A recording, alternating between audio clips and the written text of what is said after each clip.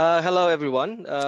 Good afternoon in Sri Lanka time and good morning in the UK and probably good night in the eastern part of the world, Far East, uh, New Zealand maybe. Uh, yes, welcome to technical session 3C with the topic of communication for better early warning. And my name is Dr. Ezri Hayat, and I'm a lecturer in construction management from Teesside University in Middlesbrough, UK. And I'm the co-chair of these sessions with my colleague here, Mr. Pradeep Kodipili. And I would like to invite Mr. Pradeep to introduce himself, please. Thank you, Dr. Hayat. I'm Pradeep Kodipili, and I'm working in the Disaster Management Center as a deputy director. And I've been working for 13 years at the Disaster Management Center now. So I think that's all from me. So I'm doing the PhD at the Huddersfield University at the moment as well. So I think, Doctor, we will start the session. All right, thank you. Thank you. So without further ado, before we continue with the first presentations, I would like to probably take notes if the presenters are here at the moment. Do we have paper number 97, Decision Support System for Strengthening Multi-Hazard Early Warning and Disaster Risk Governance? Indrajit Pal, are you here? He is not in the session yet, sir. He's not in the session yet. Okay, the folk religious practices as indigenous approach of negotiating disaster risk in Sri Lanka. Priyaratna, is it Anton Priyaratna? No. Yes, sir. He's in the session. Okay. Do we have Saman Siri for the analysis of the adequacy of tsunami warning towers? Yes, sir. He's also in the session. Okay, and the last one is Shehara for stakeholder level trust on multi-hazard early warning mechanism. Yes, sir. Is Shehara? He's also Okay, that's great. Okay, so this is what we will do. You will have a presentation. I think the presentation is recorded. So me as co-chair, we don't have to knock you on every few minutes because it's recorded. So the recording will be about 10 minutes. So please pay attention to the recording and note if you have any questions. And we will have the question and answer sessions after all presenters have presented their papers, if that's okay. Yeah. And I will call the first presentations for the title of Decision Support System for Strengthening Multi-Hazard Early Warning and Disaster Risk Governance, a case study of Tropical Cyclone Gaja 2018, Tamil Nadu, India by Indrajit Pal Dash and Sanmuga Sundaram. The committee, can you please play the video? Thank you.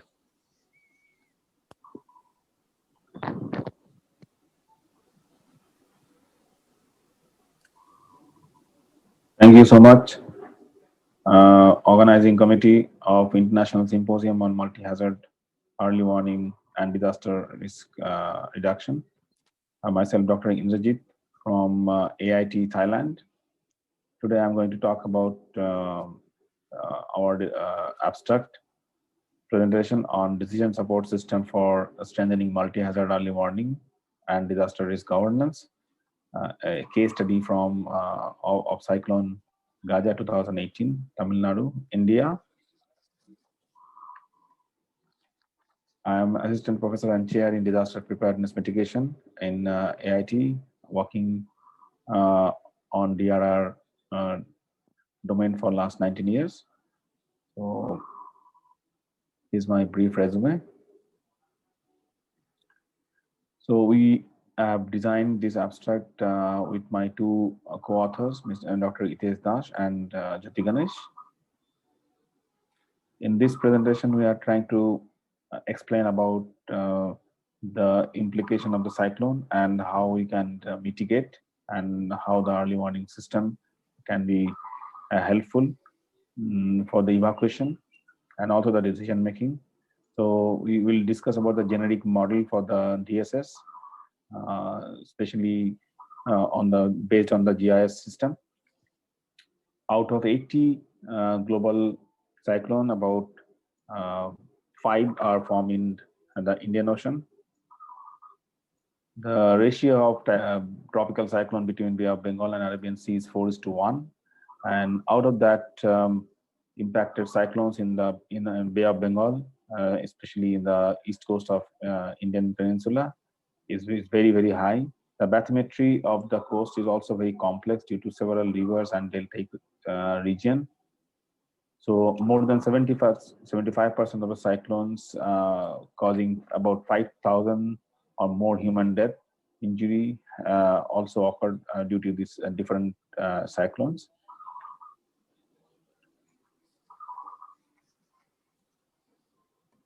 This slide talks about the Cyclone Gaja, which hit the east coast of Cyclone. You can see the cyclone path on the left corner. In the month of November, 12th November 2018, but it started the depression formed in Indian Ocean during the cyclone season on 10th of November 2018. So the authority got information about the cyclone about 2 to 3 days before, and also tentative path to struck, and also the tentative location for the landfall. So if the decision support system are working fine with the adequate information, so the authority can also take decision for the evacuation, because it's a densely populated location. So taking some decision for the evacuation is also very complex.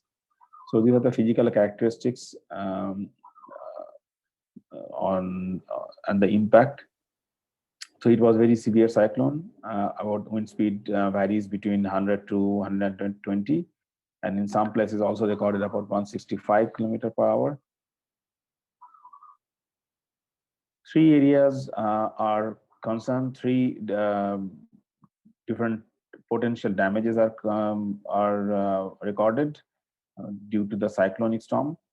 First one is the storm surge, second is the wind related hazards, and third one is the rain. So if the storm surge is concerned, the flooding of the coastal area is the result of that storm surge, erosion of the coastal areas. Soil fertility also is gone down due to the intrusion of the saline water. So it's a long-term loss even. Due to the wind, there are impact in power and communication and other critical infrastructures, loss of life, agricultural damage of the standing crops especially, and the rain also contaminating the water supply, land subsidence, and in some cases the local inland and urban flooding occurred due to that rain. So in the whole process of DSS, we have tried to consider 3 segments of the disaster, like pre, during, and post disaster. So we are trying to get information in the normal time, in the pre-disaster time, to gather the information on the context of the hazard, different hazards, and then analyze the risk, identify the vulnerable locations, and plan accordingly. So these are the very, very basic primary steps for this DSS model. And then how we can proceed for the DSS, we have a few slides. So these are theoretical background, theoretical framework for the GIS-based decision support system in the organization called Regional Integrated Multi-Hazard Early Warning System. It's an intergovernmental organization located in Thailand. We are very closely working with the organization RIMES on that multi-hazard system development, and also implemented in a couple of countries. One of the country and one of the provinces is a province right now I am talking about. Due to the policy, we could not share the data in detail, but the structure of the process of DSS, I'd like to explain. First, the whole process of the base depends on how the policy and legislations are in place for that country. For India, we are considering the National Disaster Management Plan and also the National DRR policy, and at the same time, the cyclone shelter related policy also in place. So first, we have to take all the policy related information which will drive the next decision actually. So then after, there are a few parameters to concern about the partnership with the global and local level organization, which will provide data. And then about the response group who will respond during the evacuation after getting the information. Then another one is like command center and the community also, how they will be responding, what are the preparedness with them, what are the technologies available, infrastructure in terms of the digital infrastructure and the physical infrastructure, risk communication process in place, digital development in that particular locality, finance, and also environmental awareness. All these backend nodes are actually playing a major role to design that smart system or the decision support system, and also execution. It's not about the design, it's also about the execution. So this is a flow diagram of the operational part, and this is the most important component. Why we are considering calling it a multi-hazard, because we are considering all the different type of hazards for the decision making. Not only the cyclonic storm, also we are considering the flood, as well as all related hazards or the complex system of that particular hazards. So the forecast system is also in place based on the information available with the national government as well as the local level. So then based on that information, we are also trying to put the threshold identification. So what are the threshold we can call and generate the notification? That completely depends on the understanding and the process of that whole mechanism. It's not very much well-defined number, but certainly the class or the category of cyclones are very much defined, but the notification and what time it will be evacuated. So it is completely depends on the decision of the authority based on the other factors. Means like what is the landfall areas, duration, time, everything depends on the type of the evacuation. So threshold value is one of the critical component to be decided, and based on that threshold, that information, the notification could be generated automatically, or it could be interfered by the authority. So who will take decision? The administrative group can take decision and populate down that information for the community or the public. So this is the module within the web-based decision support system, which is sort of working. The database is one of the critical component. Then threshold value, as I mentioned, which is a hazard turned into disaster, means like at certain point of hazard which is not managed by that particular authority, we can be turned into a disaster. So we need to understand that threshold value, and that threshold value is varying with the province, with the country, and with the government. So then after that, the hazard forecast will be generated, and then impact of the forecast also will be anticipated. So based on that anticipation, our sort of response will be reacted based on that. So advisory will be given based on that. Then risk communication is one of the component which is also involved the community, how the community is prepared, how they receive the information and react to the information. And the response planning and relief operation is also another component to be developed by the authority prior to the disaster. And the emergency call registers or alert response tracking, all these things are also back-end process. Before the disaster, we have to be prepared with this type of information management system. And the most important component is the identification of the vulnerable location where actually people to be addressed. So in case of our case study, the 32 districts of Tamil Nadu has been identified, the specific vulnerable locations. Then all the locations are categorized into 4 different sections or 4 category based on the flood, inundation height, rainfall triggered or not, the nearest relief centers, evacuation route, phone numbers of the nodal officers. All this information is also tagged with that particular location-based location. So we know, like after that identification of the vulnerability, like which part is more vulnerable, which part is less vulnerable. So that is also helpful to generate that information when we are getting that hazard information tied up with the vulnerability. So that notification can be generated accordingly. So this is very interesting to understand the future vulnerability based on the location specific threshold. So once we are collecting the data for the location specific vulnerability assessment, then that is basically the historical data. And then based on the historical data, we can we can generate that model to predict the future vulnerability based on the present or the past data. So that will be helpful to understand the vulnerability component of that locality, and the policymakers can make use of that forecast, and operational planning also can be done. So this is one of the example of the vulnerability based on the calculation based on the threshold. This is another sort of the close view of that particular map, how the things are working. On the right side, if you see the lesion, is very interesting to understand. Like there are 4 categories we mentioned. So this whole province has been divided into 4 categories: high, very high, very high, high, medium, and low. So we can see like which part is very much vulnerable, which part is low vulnerable, and moderate vulnerable. So based on that, the evacuation planning and other planning can be done. So this is my recent publication on the DRR. With that, I'd like to conclude. Thank you so much.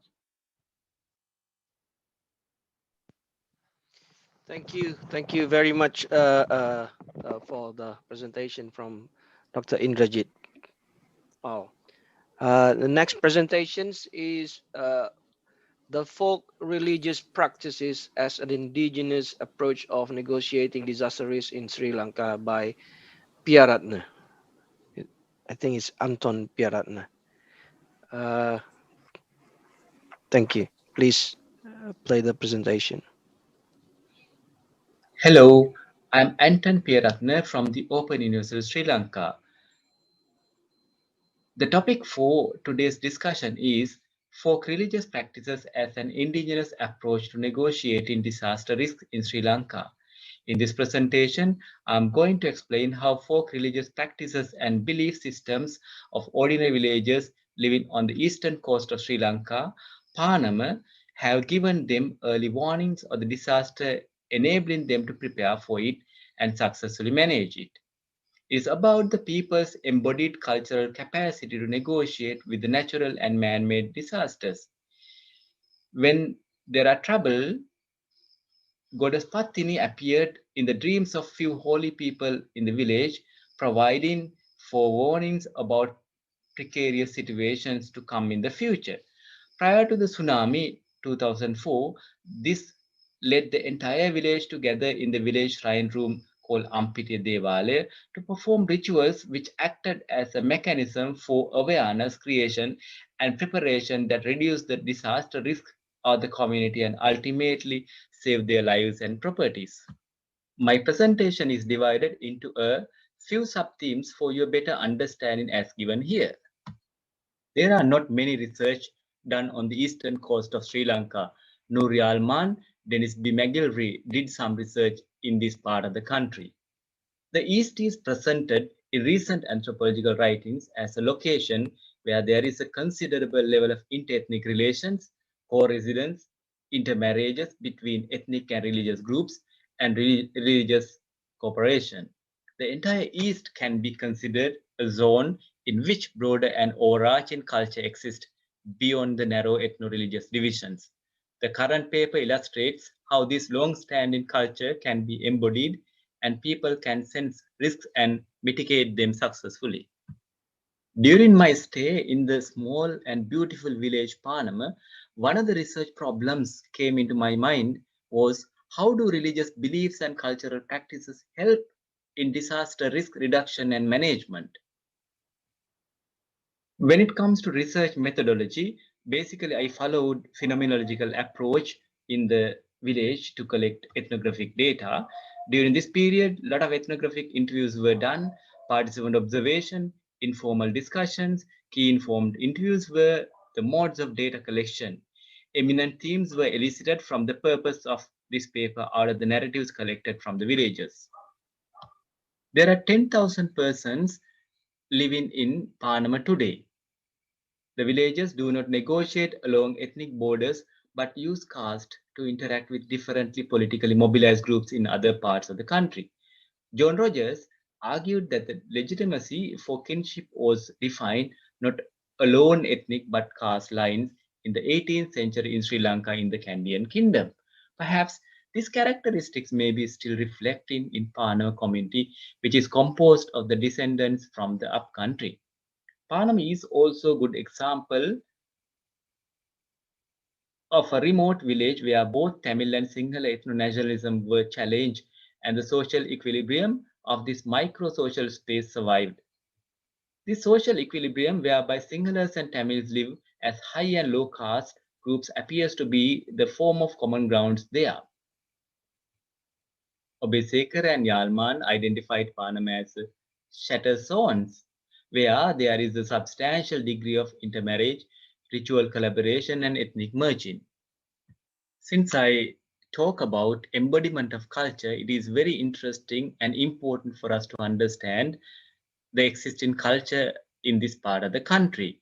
Panama is divided into 4 caste groups. It has Goigama and Vellala at the top, then Dobi, then Barber, and Padu. As you all aware, Goigama is the highest caste in Sinhala caste structure. According to Hindu caste structure, Vellala is the highest caste. Dobi is a Tamil Hindu caste. Barber also Tamil caste according to the structure in the village.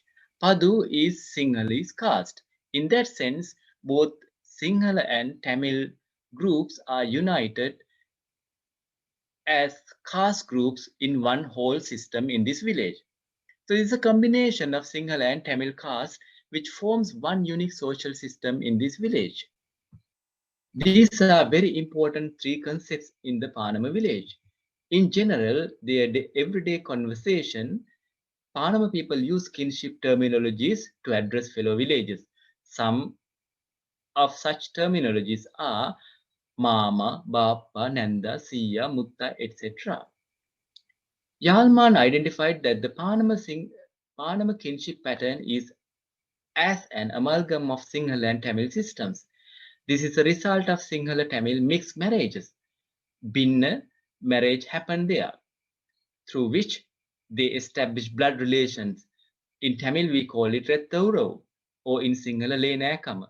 In all the caste groups, respecting the fact that marriage happened between parallel caste groups in the Sinhala and Tamil communities. However, the marriages between 2 different castes is banned, and those who do so are compelled to leave their high caste status. This situation led nearby villagers to call Panama people as Kavalam people, Kavalam, a mixed community. This section is very important for our main discussion. Worshipping Goddess Pattini and God Kovalan, Ganadeyu, popularly known as Vinayagar, Lord Ganapati are the Hindu pantheon, and God Murugan, Kataragamadeyu, Skandakumara is part and parcel of long-lasting religious tradition of the village. Goddess Pattini plays a very important role in shaping the belief system of the villagers as the deity responsible for prosperity and safety as the main guardian deity of the village. The annual religious festivals such as Ankeliya, Horn Pulin, or Kombu Velayatu in Tamil ritual are the key rituals of Panama. These rituals start with the participation in the annual religious festivals of Katharagama Devalaya that last for 14 days. Hindu Tamil devotees start their annual pilgrimage on foot called Padayatra, or in Tamil Padayatire, from Jaffna Nallur temple, traveling through Trincomalee, Batikalo, Pothuville to Panama, and walk about 450 kilometers in total, including traversing Yala National Forest to reach Katharagama. I took part in this Padayatra through which I understood the embodied religious traditions. People in the village Panama believe that they are always protected by Goddess Pattini from man-made disasters as well as natural disasters. They were protected by Goddess Pattini when LTTE tried to launch attacks against the village. Especially with regard to natural disaster, in 2004, they were protected by Goddess Pattini appearing via dreams of few holy people of the village. She appeared at least 3 times in dreams of 3 holy people. After this, the villagers gathered at the Ampite shrine room and performed rituals which can be considered as preparation for a disaster, for an unknown disaster. After few months later, 6 months or so later, tsunami waves approached the village, and villagers who were already prepared for such disasters ran away to the hill areas and protected their lives. So this was very interesting, as this particular village is located a few feet lower than the sea level and by the side of the sea. I would like to share the dream of the Kapua. Kapua said, I started to believe in dreams after this dream. I normally sleep in Buruanda or camp bed. While I was sleeping, I felt that we were going to perform the water cutting ritual. But I did not have anything needed for the ritual in hand. I was thinking about this as well. I saw many people were walking with me. Eventually, we went up to the sea where we performed the ritual. There we performed Madayak, which is a ritual or puja or offering, reciting certain stanzas. Following this offering, those people who want to perform various rituals are supposed to come to the water and perform their rites. However, when I looked at the sea, I saw no water. I could see only stones and logs. I was walking further into the sea, and when I looked back, I noticed that people were still standing at the beach. When I looked back at the sea again, I spotted high waves approaching me. I was frightened and started running back to the seashore. The high waves were chasing me. I was screaming, Ma Valla Palla, do hold me. Suddenly I felt a woman catching my hand. So he assumed that woman was Goddess Pattini. However, after a few weeks, she appeared in the dream of Murti, another holy man of the village, and told that that she appeared in the dream of lower side lay clergyman, but he didn't take it serious and compelled Murti to do something. Then Murti shared this story at the village bazaar, which eventually led for people to gather in the Ampite shrine complex and perform some rituals. And this can be considered as preparation for a disaster which saved lives of the villagers. According to the analysis of the research data, what I found is that the capacity these villages have to foresee the future is an outcome of the embodiment of the culture and heritage. Since the time they escaped from the upcountry after the 1818 riots to save their lives from the British torture, they had been undergoing a lot of sufferings and the way of negotiating with those harsh realities. The culture they inherit includes all those experiences. This capacity I would like to call as constructing common grounds, which is an embodied culture and heritage. The common ground notion of common ground that I have developed here, taking ideas from Bourdieu as well as Michael Jackson, an anthropologist. The study simply shows the capacity of embodied culture and heritage in dealing with natural and man-made disasters. With regard to natural disaster, only one person from the village died, and almost all the villagers saved their lives and properties due to this embodied culture and heritage. Your ideas are highly welcome for me to develop this paper. Thank you very much. Thank you very much, Professor Anton. So that you have conducted a very excellent and social research. So we will take all the questions or at the end of the presentation. So we will go to the third presentation, an analysis of the adequacy of the tsunami warning towers as a last mile warning for the population exposed to the tsunamis in Sri Lanka. I would like to invite Mr. Srima Samansiri to proceed. Good afternoon. My topic is an analysis of the adequacy of tsunami warning towers as a last mile warning for the population exposed to tsunamis in Sri Lanka. The contents, background, research methodology, results, discussion, and conclusion. A warning system has four main components: risk knowledge, monitoring and warning, warning dissemination, and response capability according to the United Nations. You can also see the tsunami warning system at regional, national, and local settings. Scope of this research is to assess warning dissemination from the national to local level in case of Sri Lanka. Let's see the current tsunami warning dissemination methods used in Sri Lanka. Direct methods, early warning towers, cellular network, and media.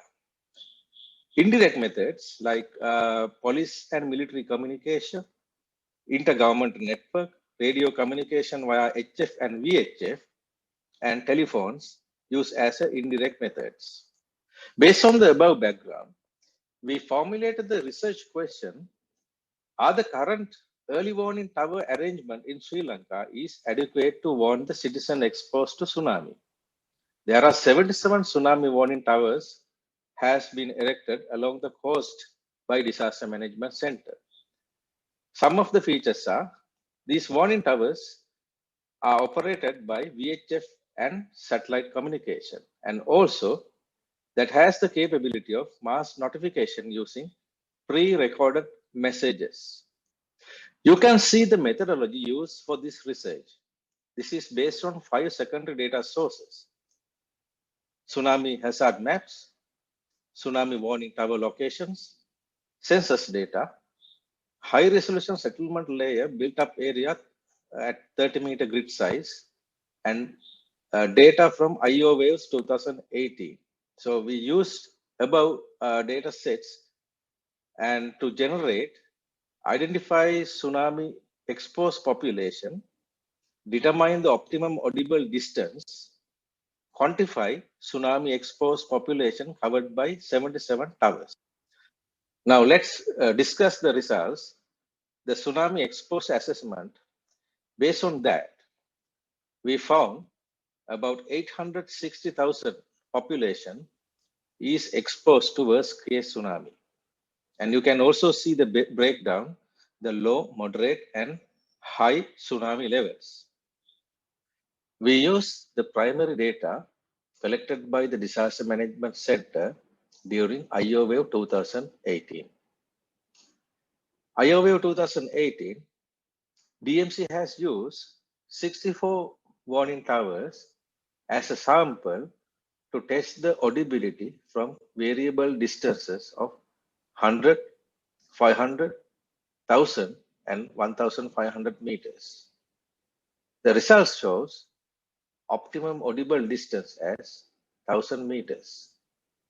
Here in this figure, you can also see 74% of towers reach 1000 meters, while 38% of towers reach 1500 meters.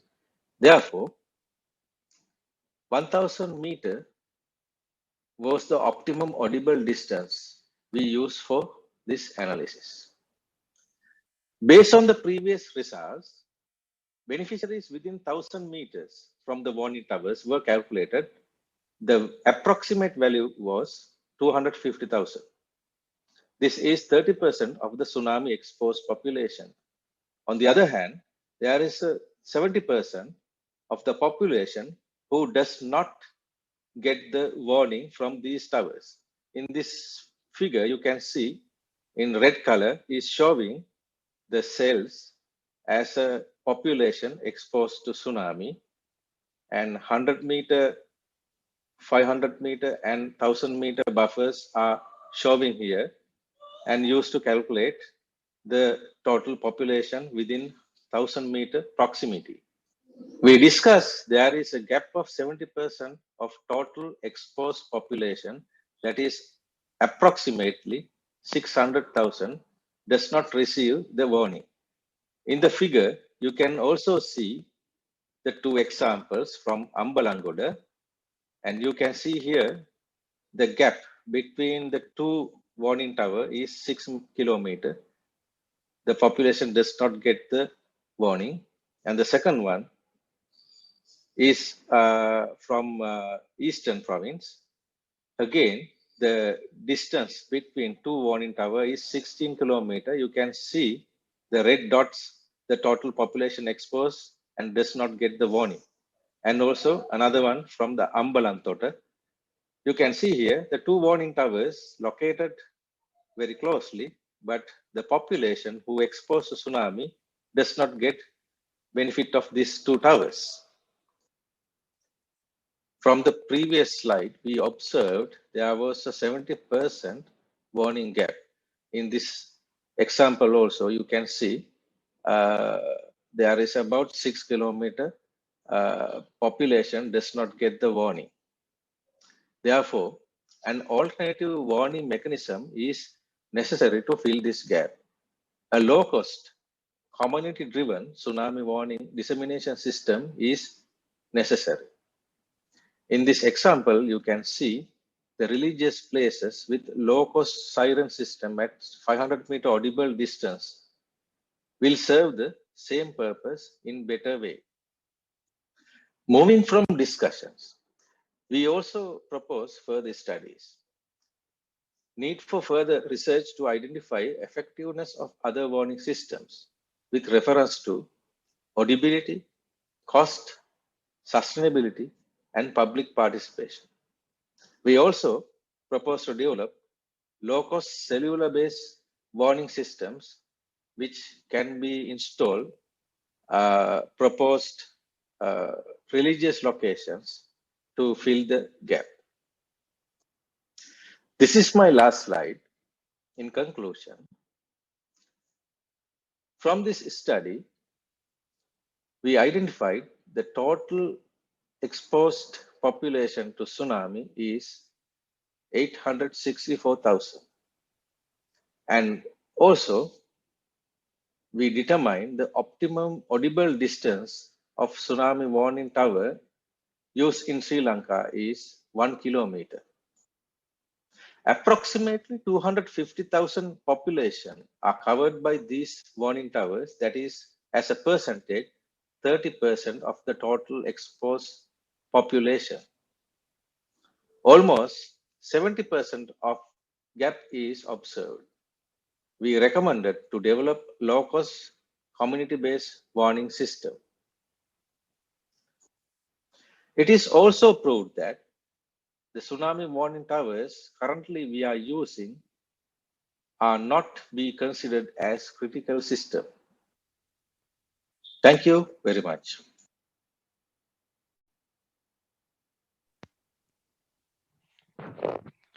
Thank you very much for the presentation, which is very interesting. Let's put the question and answer for later sessions. So the next presentation will be a systematic review of community engagement in flood and landslide early warning system in Kagala district by Vitanage and Bandara.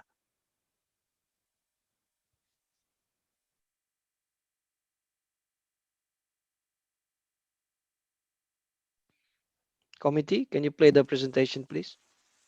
So that presentation is not submitted to us, sir. Okay.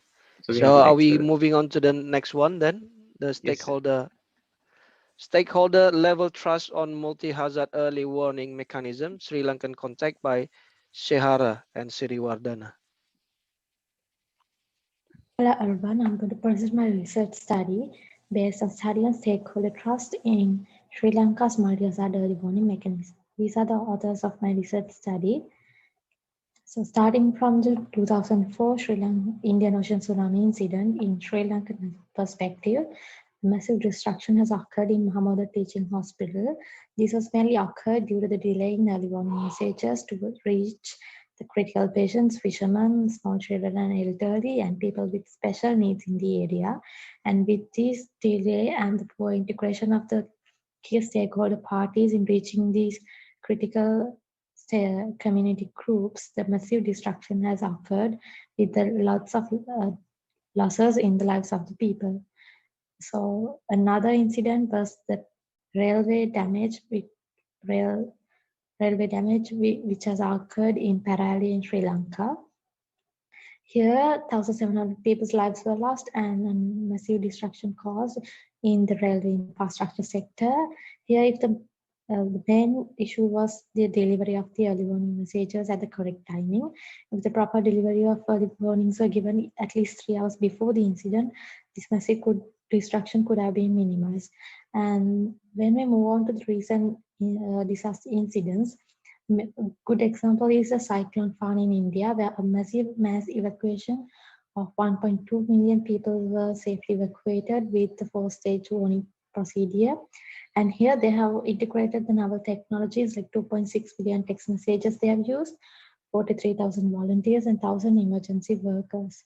So you can see these natural hazards turning into disasters cause a huge impact towards building the infrastructure network, population, as well as natural environment, which are inclusive of the community assets. So with this concern, the global concern have been directed towards development of different global frameworks, starting from the Millennium Declaration 2000. And the most recent one is the Center Framework for Disaster Risk Reduction.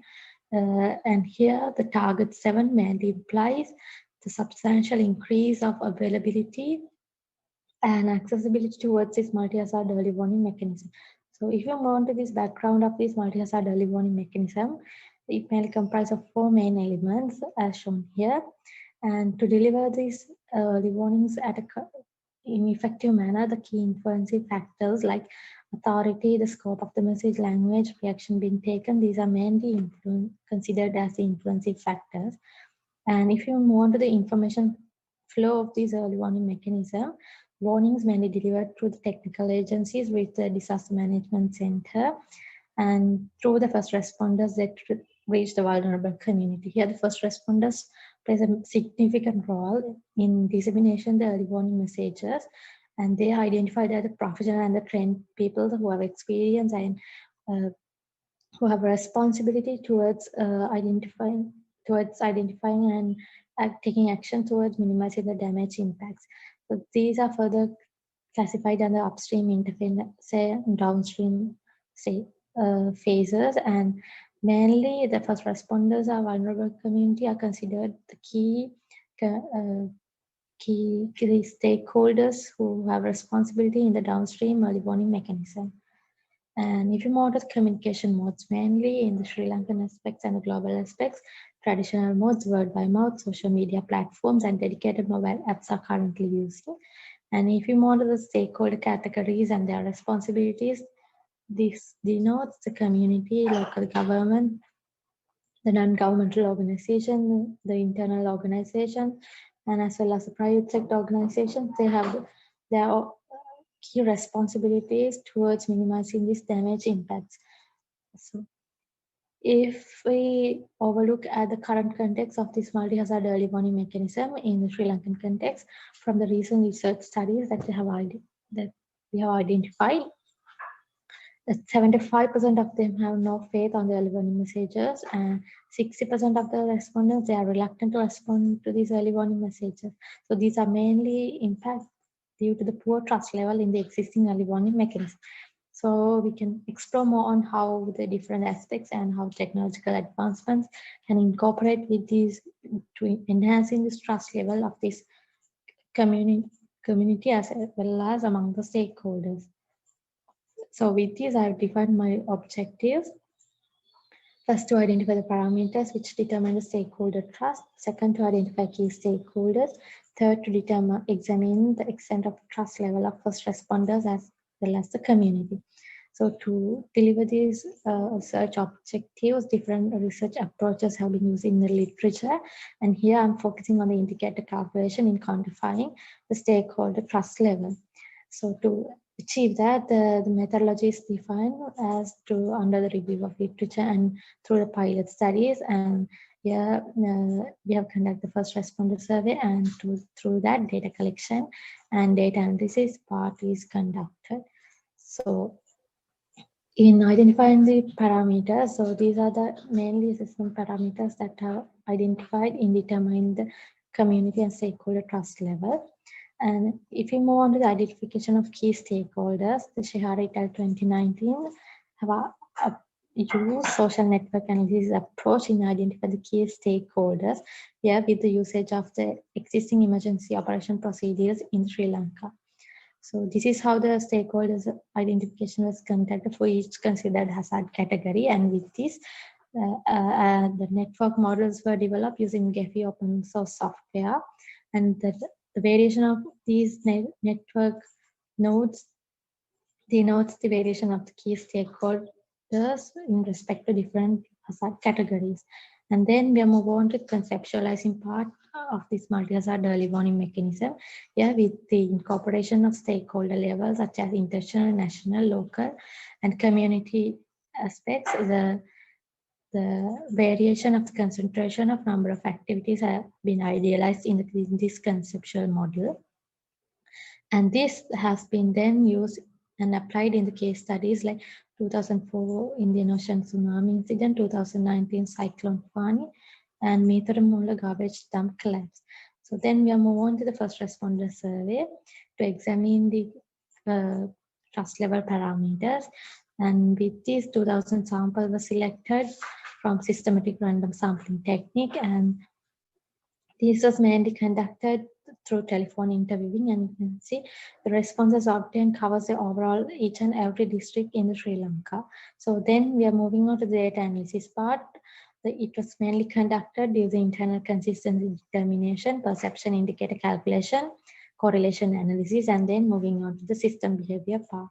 So starting from the internal consistency here, from the IBM SPSS software, we have determined the Cronbach alpha value, which determines the reliability of the data set.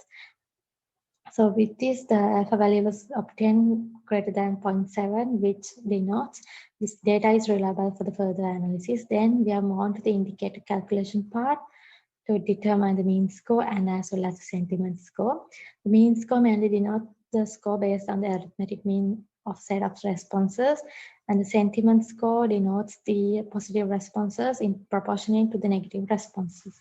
So this is how the perception determination was conducted, and through this the perception mean score was obtained as 0.219 and the sentiment score was obtained as 0.239. So with this, the decision making scale, this denotes that overall perspective level of the stakeholders towards this trust mechanism is at a very low level. Then we are move on to the correlation analysis part to examine the correlation between number of years of experience as first responders with the number of people whose value given to the early warning message remains same. So with the results we have obtained, this denotes there's a strong negative polynomial correlation between these two variables. So this denotes with the increase of experience as first responders, they're getting adapted to the system, and then the trust level on the existing early warning mechanism get decreased. Then we are more on to the systematic behavior part. So to identify the systematic behavior of each of these parameters which influence the stakeholder trust level, we have used causal loop diagram method to visualize how each of these parameters impact the stakeholder level trust. So to model this, the Venchip software was used, and this denotes the causal loop diagram for each of the community and the first responder trust level. You can see with the positive sign, they denotes increasing of the impact level, and the negative sign denotes the decreasing of the impact level. So the results obtained from this survey was compared with the community field survey, which was conducted recently by Shihara et al. 2020. This denotes the community trust perception. They have very higher level in adapting towards mobile phone technology, but when compared with the first responders, they are more, the trust level is at a very low level. And if you take the community trust level in urban context, community is more feasible in adapting towards the multi-hazard early warning mechanisms delivered through mobile phones when compared with the rural community. And another one is when talking about the authorities, the community has more trust towards the early warnings delivered to Disaster Management Center, Sri Lanka Police, and the media. So as the summary, moving on to summary, among the stakeholders, the community and first responders play a major role in downstream early warning mechanism. And from the results obtained from the first responder survey that we have conducted, this denotes that there's a lower level stakeholder perception towards the existing early warning mechanism among the first responders. And from the coefficient correlation analysis, there denotes with the increase of number of years as experience as first responders, they get adapted toward this multi-hazard early warning mechanism, and their trust level get diminished. And when talking about the community trust level, they are more more preferred in adapting towards this early warnings delivered through mobile phone technology, and their trust level is higher when their early warnings are issued through Disaster Management Center, Sri Lanka Police, and media and tri-forces. And when in the current context, they are more trustworthy towards the early warning disseminated through traditional communication modes like TV, radio, and loudspeakers. So these are the references that I use. And thank you very much.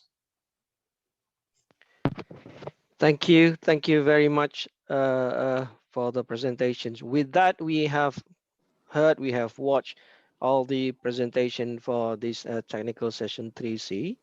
And I welcome any questions you might have, and be clear to whom you are addressing the questions to. And let's start with the questions that we already have in the Q&A box. First is addressed to Anton. Prof. Anton, regarding, and the question is from Florenda Gabriel.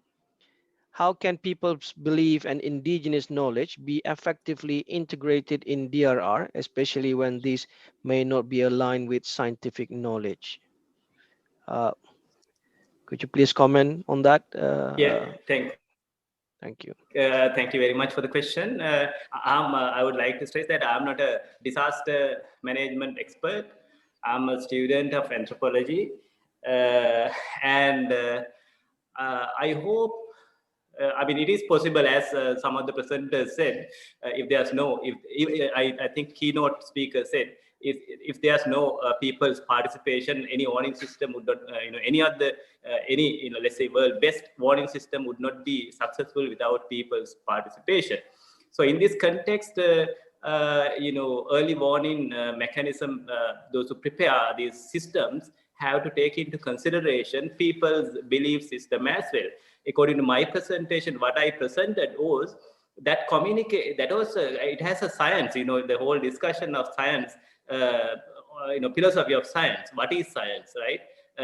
And the philosophy of science really discusses about, what is science. So they are the social science perception, social science perspective is very much important when discussing, subjective dimension of the science. So here, I believe it is possible to incorporate people's cultural beliefs, traditions, etc., in early warning systems. But I'm not a disaster expert to answer this question. Thank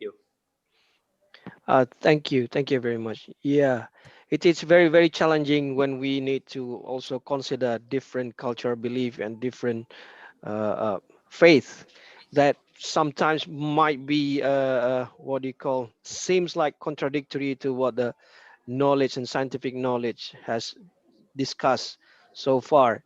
And I do agree that, yeah, we need to still consider this and communicate in a way that will accept it and understood by this community. Any the further questions? I think the questions from Tusara is similar. Yeah, I think Dr. had all the questions bit similar to Professor Anton. So just a comment to Professor Anton also. So actually, these kind of things not being analyzed or evaluated. So sometimes in scientific way, but prior to the tsunami situation, there are a lot of natural warnings being given by various kind of things, because sometimes the belief is one of the very important thing, because people's trust is very important. I think these kind of things has to be scientific. If we can scientifically prove, so that will benefit to the community as well. I think Shahara, no, yeah, Shahara also said about the trust of the community. Trust will sometimes save the lives. So sometimes we are neglecting the natural powers, and sometimes we are neglecting the natural warnings. But I think this thing has to be well enhanced, will be observed as well analyzed by these researchers. So I think it's some kind of a good social study that we have conducted. Thank you. Thank you. Can I comment? Yeah, please go ahead. Yes, thank you very much. I am really thankful for the organizers for accommodating this presentation. I have been trying this presentation to present at the National Science Foundation conference, where the main focus was to see the nexus between culture and the science. And they really rejected this paper, assuming that this is not a kind of science which really proves objectivity. Of course, the whole discussion of science is, based on philosophy of science. People think philosophically, thinking should be there, the imagination should be there before science is generated. So the whole discussion of philosophy of science is relevant here. The truth here is that, or except one, all the people's lives were same. And this capacity is embodied. Something is there in their body. So they believe they left up country in 1818, fearing for their lives, as the white invaders, the white colonial masters were, they labeled these people as traitors and they were to kill. And they came down along the eastern coast, survived for more than 100 years, and they embodied the art of living with the harsh environment. So that is what I am highlighting in the presentation. Thank you. Right. Professor Anton, so Thank just one question. So is it a multi-cultural society? The Panama is, it's like a Bost. It's multi. That means all the Buddhist people are there, or some other religious people? Yeah. But Pradeep, the problem here is that our mentality, people live in, let's say, center, Colombo. I'm not really personally saying anything to you, but people always, black and white, that kind of, very specific divisions. But I, as a student of anthropology, believe it is difficult to divide Sri Lankan community in that manner. So here, people who live in Panama, they are Hindu, maybe they are Hindu Buddhist. They may be Buddhist Hindus. I have seen Sufi Hindu Buddhist. I have seen Sufi Hindu Buddhist, right? And Sufi Hindu Christians as well. So, borders are very much blurred. I'm a student of ethnicity. So I really discuss about blurring ethnic boundaries. So it is really a kind of broader religious traditions they have. Thank you. Thank you. Thank you, Professor Anton. And actually, it was really interesting. As I said, I have been there, and it's kind of a very mix and the hybrid sort of religious and ethnic place. So I actually agree with your point, because many of people, they just look at the case based on the very scientific kind of a way. But actually, science is a way of epistemology. I mean, the finding the facts. Right? What I see with this indigenous knowledge and practice, something is there, facts are there, but the present so-called science does not more involve with exploring what were the inside causes.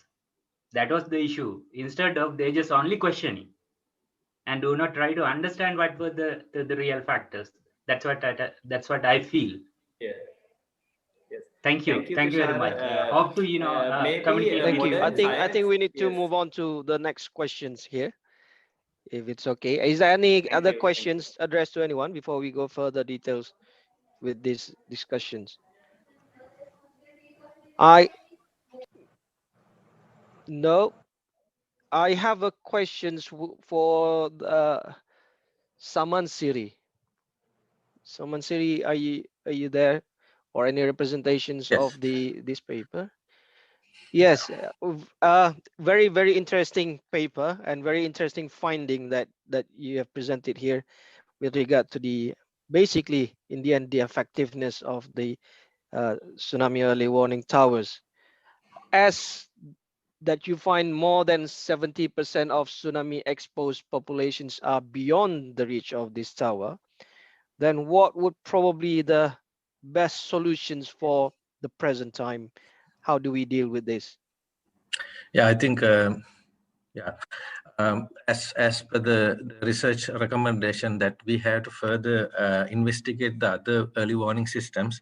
So this is basically focused only for the 77 warning towers, but we have various other 4-5 alternative warning systems in Sri Lanka. But personally, even though we have to conduct further research on that, but what I found by looking at the religious places now, the local level community-based disaster management practices are already in mature level globally. Community participation is very important. So community participation, I think one of our co-chair mentioned that participation of the people is very, very important. The combination of the community participation with the latest technology will provide a more participatory approach to get the early warning. So therefore, I prefer that religious locations, religious places are everywhere in every 1 kilometer. So if we can connect the latest technology to these locations, we can get more participation, and this would be a very cost-effective warning system. But I'm more concerning about the nighttime warning. Let's say about 2 p.m., 2 a.m. During the nighttime. So who are the warning providers? So the early warning towers can do, but within this 70% gap. So how do we going to fill this one? So this is the question we have. So as my recommendation, we had to go for kind of a low-cost warning system based on the religious places. And that is one of the alternative. But there are so many other things. So we had to do the further study, further research. Yeah. And I invite even Disaster Management Center to look at this perspective and work together to understand that where we are and how to get this balanced area to cover properly, to give the more efficient warning to the people, basically in the night time. Okay. Yeah, thank you. That's great. Yeah, I'm thinking similar probably, yeah, to that directions. Rather than building more and more towers, why maybe we can integrate the early warning system with so many other devices like radio stations, for example, mobile telephone technology, and probably link to temples and mosques, for example. Is that what you're suggesting? Then probably better and more effective solutions. And we also do not forget about the 2 other services, basically the military and police stations, those who are working in 24/7, not in Sri Lankan case, mainly in the Indian Ocean warning system. We can even think about that, because I know that in Sri Lankan context, we had 2 other tsunami warning occasions after 2005, and we know that that it was very much effective in night time to get the kind of a military and police service to get the people out from the tsunami affected areas. Okay, thank you. Any further comments, Pradeep or anyone? Yeah, just I think Streamal also has a lot of experience with the disaster management sector in Sri Lanka. So I think it's a very good, interesting study that you have conducted. So I agree with you that we need to enhance the capacities of the communities. Sometimes we have a chance to deliver the district level people, district level disaster management units, but that message has to be disseminated among the communities. Towers definitely will not be 100% completing that target. So the simple and traditional systems has to be engaged with the like you said, with the temples, whatever the things. So these traditional things and the more technical things has to be well integrated. So that could be very important. And at the nighttime reception, we are trying to deal with that particular thing with some kind of tsunami, the SOS message. So that will automatically activate your mobile phone with it's like a slogan for tsunami. So that is very important, Srimal, and thank you very much for your good presentation. Thank you. Thank you very much. Is there any other questions for any of the presenters from the audience? If there's no more questions, I think that we can conclude these technical sessions. As a few notes that I've made here with regard to the topic of the technical session, communication for better early warning system, then I see here from the presentation is that we need to combine, we need to merge, and we need to also understand the social aspect of disaster risk reduction activities. So on the one side, we are able and we are developing system, mechanism, and also equipment to support early warning system and early warning communication. But at the same time, we also need to understand the social aspect, the human aspect, the anthropology aspect, like Professor Anton has described. And somehow we need to merge and communicate this well, because otherwise they will not work well in the real world. Is there any note you want to add, Pradeep? Yeah, I think it's a very important thing at the first the presentation because of the Gaja cyclone. So they have good automated threshold value determinations. Then the evacuation process aspect. So that is one of the very good key points that we can take into in our accounts in many countries. And the impact forecasting. So nowadays we are talking about the early warning, but we are not talking about the impact-based early warning system. But first, Mr. He's at the first the presentation. He mentioned about the impact-based early warning system. We are not talking about the impact, because impact is one of very important thing. That early warning, we can provide the early warning to the communities, but with the impact basis. So that and the second point is the Panama incident. So there are a lot of hidden the things has to be revealed through the science. So that was proved. And Srimal mentioned about the community. So covering the community early warning, the dissemination of the community among the community, that is very important.